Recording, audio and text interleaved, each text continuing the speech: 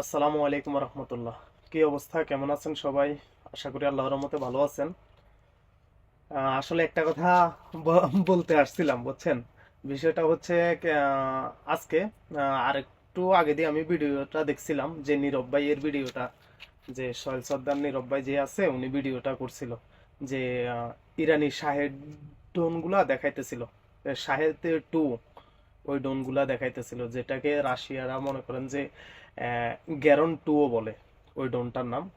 তো নীরব ভাই বলছিল যে কয় যে উনি AK-12, AK-47, AK-74 যে গান রাইফেলগুলো আছে, ওই রাইফেলগুলার বুলেট সম্পর্কে।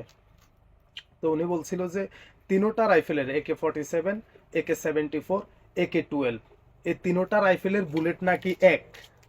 ঠিক আছে, আরো তিনি লাল নীল ওই বুলেট গুলা সম্পর্কে বলছেন, ওগুলা ঠিক আছে, কিন্তু ওই তিনোটা রাইফেলের বুলেট নাকি এক। তো এই কারণে মানে আমি বিষয়টা, ভিডিওটা দেখার পরে তখন চিন্তা করলাম যে হয়তো উনি ভুলে বলছে নাকি না যায় না বলছে, তা আমি কইতে পারি না। এই জন্য বলছে, মানে আমি চিন্তা করলাম যে এটা আর একটু ক্লিয়ার করে বলি। AK-12 আর AK-74 যেটা আছে, এই দুইটা রাইফেলের মনে করেন যে বুলেট হচ্ছে এক। ঠিক আছে, সেটা হচ্ছে 5.45, 5.45 ইন্টু 39 এর যে মিলিমিটার, ওইটা, এটা।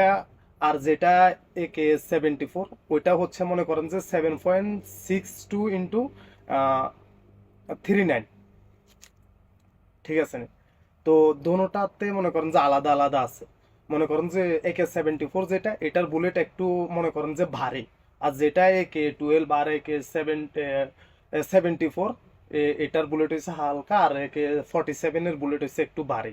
এই যেমন দেখেন, আমি দেখাইলে হয়তো আপনারা বুঝতে পারবেন। এই দুইটা বুলেট যে দেখতেছেন, দোনোটা কি এক? এটা একটু ভারী না, এটা একটু পাতলা। ঠিক আছে, এটা হচ্ছে AK-47 এর, আর এটা হচ্ছে AK-12 আর AK-74 এর। এটা হচ্ছে পাতলা, এটা হচ্ছে 5.45, আর এটা হচ্ছে 7.62। ঠিক আছে নি? এটা মনে করেন যে অনেক ভারী আর অনেক শক্তিশালী, আর এটা হচ্ছে একটু পাতলা কিন্তু দ্রুতগামী। এটাই হচ্ছে পার্থক্য। মনে করেন যে বুলেট যদি AK-74 এরটা মনে 74 এরটা যদি AK-47 47 যেটা আছে এটাতে লাগান, এটাতে ওইটাতে লাগান, তাইলে তো হইব না। নলও তো আলাদা আলাদা আছে। সেম ম্যাগাজিন দেখতে এক, কিন্তু বুলেটের তো মনে করেন যে পার্থক্য আছে, এই পার্থক্য হয়েছে এটা। ঠিক আছে, তো ঠিক আছে, আমি জানি নীরব ভাই আমার ভিডিওটা দেখবো, দেখার পরে হয়তো যেহেতু উনি আমার ফ্যান লিস্টে আছে, সেহেতু ভিডিওটা ওনার কাছেও যাইবো, দেখবো। তখন হয়তো আশা করি বুঝতে পারবো যে না, আসলে উনি যেটা বলছে এটাতে মনে করেন একটু পার্থক্য আছে কথাটাতে, এটাই, আর অন্য কিছু না। তো ঠিক আছে, ভালো থাকবেন, আল্লাহ হাফেজ, আর আমার জন্য দোয়া করবেন। আসসালামু আলাইকুম।